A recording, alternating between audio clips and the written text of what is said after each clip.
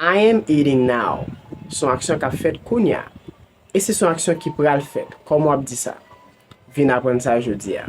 Le wap pale de yon bagay ki planifye pou l'fet, wap utilize subject plus am, is, ou bien are, plus verb plus ing. For example, I am eating with my family tonight. Aksyon sa gen pou l'fet, aswe ya. Is Peter buying a car next month? Is Peter buying a car next month? They are working tomorrow. They are working tomorrow. Men si mdi, they are working now. Se kounya la même aksyon sa ap fet. Depi phrase la genyen now, right now, se kounya la même aksyon ap fet. Men depi phrase la gen mot ki gen rapport avec futur, tankou tonight, tomorrow, next week, se yon bagay ki planifye pou l'fet.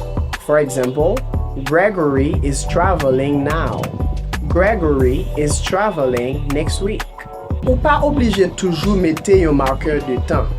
Si tou le moun wap pale avel la, getan mensyonil nan kesyon. For example, hey, what are you doing Friday morning? I'm doing the laundry.